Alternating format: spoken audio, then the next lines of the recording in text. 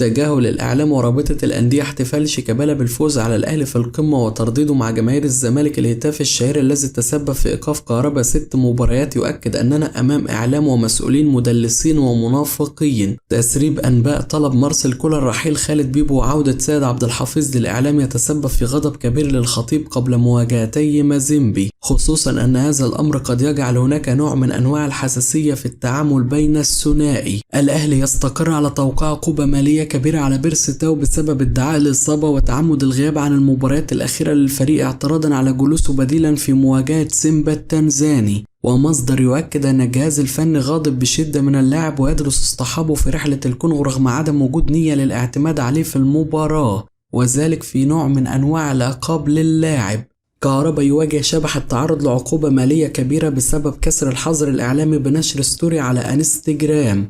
مارسيل كولر يعنف بقوة محمد عبد المنعم ورامي ربيعة في المحاضرة النظرية التي تمت قبل المران اليوم بسبب تراجع مستواهم بشكل حاد واستقبال مرمى الفريق أهداف ساذجة الفترة الأخيرة. أحد المقربين من محمد عبد المنعم يعاني من إجهاد شديدة على المستوى البدني والذهني، ومن الطبيعي أن يتأثر مستواه، فهو بني آدم طبيعي وليس آلة. عبد المنعم يلعب بشكل أساسي طوال الوقت سواء في الأهلي أو المنتخب الوطني، والوحيد الذي لا يدخل عملية الروتيشن في التشكيل هو عبد المنعم. والمباراة الوحيدة التي أراح الجهاز الفني فيها اللاعب كانت أمام البنك الأهلي، واستقبل الأهلي في هذه المباراة 4 أهداف وتعرض للخسارة. الانتقادات للاعب لو منطقية لن نتحدث، لكن الأمر خرج عن المألوف، والبعض أصبح يتهم اللاعب بالغرور والآخر يتهمه بالاستهتار وأشياء لا يمكن تقبلها. وائل جمعة الذي يعد من أفضل المدافعين في تاريخ الكرة المصرية جاء بعض الوقت عليه وكان مستواه متراجع بشدة. وفان دايك لاعب ليفربول والعديد من المدافعين الكبار في العالم يتراجع مستواهم لبعض الوقت، ولكن لا يحدث معهم ما يحدث مع عبد المنعم. عبد المنعم يحتاج لدعم جماهير الأهلي لمساعدته على استعادة مستواه وليس التقطيع فيه. بيراميدز يستفسر من يحيى عطية الله لاعب الوداد السابق والمحترف بالدوري الروسي حاليا عن موقفه من الانضمام للفريق حال التقدم بعرض لضمه في الصيف. شوبير يفجر مفاجأة جديدة ويؤكد أن هناك بند في عقد موديست ينص على تمديد العقد المبرم بينه وبين الأهلي تلقائيا لموسم آخر حال الوصول لنسبة مشاركات معينة ليزيد اللغط والاتهامات التي تطول مارسيل كولر، وتتحدث عن إصرار المدرب على الدفع به في المباريات للسمسرة، خصوصا أنه لو تجدد عقده تلقائيا ورغب الأهلي في رحيله لن يقبل اللاعب الأمر إلا بعد الحصول على قيمة عقده في الموسم المقبل بشكل كامل.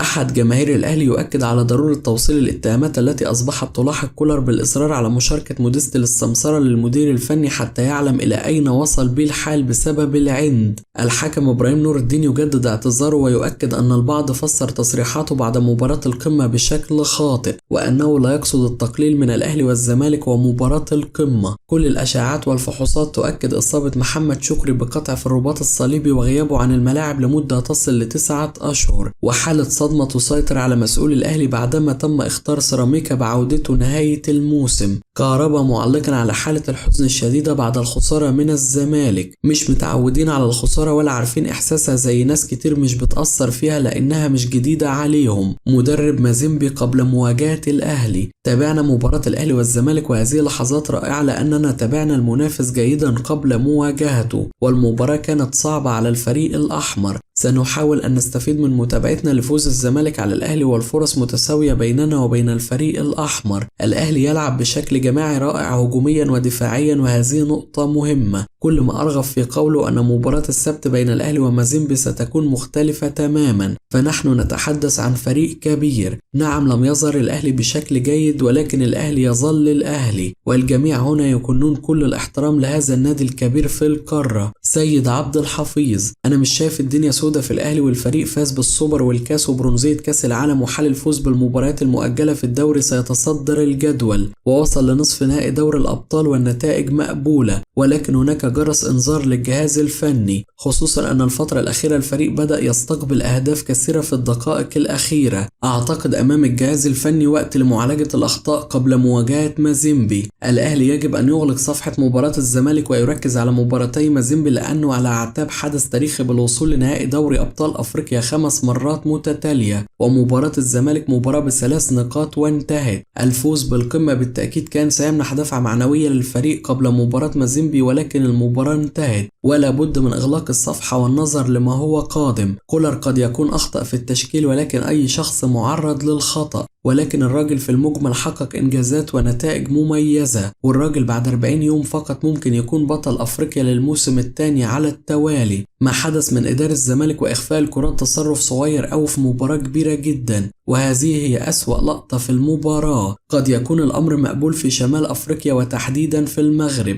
خصوصا لو متقدم الوداد المغربي. أنا لو موجود في مباراة القمة مش هيجي في دماغي فرقة بحجم ومكانة نادي الزمالك تخبي الكورة. محمد عبد الجليل. خسارة الأهلي من الزمالك جرس إنذار للفريق الأحمر خلال المرحلة المقبلة. محمود الخطيب رئيس النادي من أعظم المهاجمين في تاريخ مصر، فكيف لا يرى مستوى أنتوني موديست مع الفريق منذ بداية الموسم؟ الإدارة لا تتدخل مطلقا في تشكيل الأهلي والقرارات الفنية، لكن هناك أوقات يجب على الإدارة حسم بعض الأمور الهامة والتي تؤثر على الفريق، كما سبق وقامت الإدارة بالاستغناء عن لاعبين مثل طاهر أبو زيد. هناك وقت للإدارة يجب أن تتدخل في بعض الأمور، خصوصا أن المدير الفني منح موديست وقت كبير من أجل اللعب مع الأهلي دون تحقيق الإضافة، ولا بد أن يكون هناك نقاش واضح بشأن بعض الأمور. ناصر ماهر وعبد الله السعيد سبب سيطرة الزمالك على وسط الملعب في القمة، ومنحوا الفريق الاستحواذ أمام الأهلي، ومحمد مجدي قفشة كان بعيد تماما عن مستواه وكان يهرب من استلام الكورة، ومحمد هاني أيضا بعيد تماما، وفي كل فترة يحدث له دروب يمتد معه لمدة 5 أو 6 مباريات. ضياء السيد. مواجهة مازيمبي صعبة للغاية في ظل الوضع الحالي للفريق الأحمر، ولو استطاع الأهلي تحقيق الفوز والتأهل سيدخل المباراة النهائية بشكل مختلف تماما. لابد أن يعلم لاعبي الأهلي جيدا أن الوضع الحالي لا يليق بنادي كبير يتواجد في نصف نهائي دور الأبطال، ولا بد من العودة للمستوى المعهود سريعا، وأن يعود كل اللاعبين للوضع الطبيعي وأن يكونوا في قمة تركيزهم. أقصى توقع بالنسبة لي أن يتعادل الأهلي مع مازيمبي في ظل ظروف الملعب وموعد اللقاء، ونتمنى التغلب على كل هذه الظروف، وأتمنى ألا نخسر في الذهاب. مختار نجم الأهلي السابق. الفريق الأحمر لم يستحق الهزيمة أمام الزمالك في لقاء القمة. عندما شاهدت تشكيل الزمالك توقعت تفوق الأهلي في وسط الملعب بعد مشاركة الثلاثي عبد الله السعيد وناصر ماهر وأحمد حمدي بسبب النزاعة الهجومية التي تغلب على أدائهم. تشكيل الأهلي أمام الزمالك لم يكن الأفضل، ومارسيل كولر أخطأ بالدفع بعدد من اللاعبين في التشكيل الأساسي مثل كريم نيدفيد وموديست، بجانب تواجد عمرو السولية وكهربا على مقاعد البدلاء. الأهلي تحسن أداؤه في الشوط الثاني بعد التبديلات التي تمت بين الشوطين، وما حدث في قمة الدوري حدث في نهائي الكاس، فالزمالك كان الأفضل لكنه خسر اللقب، والأهلي لم يكن يستحق الفوز باللقب وقتها بسبب غياب أغلب اللاعبين عن مستواهم المعهود. بكل تأكيد الأهلي تأثر بالغيابات التي ضربت الفريق مؤخرا، وفي النهاية لابد أن نبارك لنادي الزمالك الذي فاز باللقاء وحصد النقاط الثلاثة. أنتوني موديست مهاجم الأهلي لا يستحق الاستمرار مع الفريق في الفترة القادمة نظرا لعدم تقديمه الأداء المنتظر منه خلال الفترة الماضية. موديست لم يقدم أي شيء خلال الفترة الماضية ولا أتوقع استمراره مع الفريق الأحمر. علي معلول من اللاعبين المميزين الذين قدموا الكثير للأهلي خلال السنوات الماضية، وأتمنى تمديد تعاقده مع الأحمر إذا كانت مطالبه المالية طبيعية بالمقارنة بالمستوى الذي يقدمه في الفترة الحالية.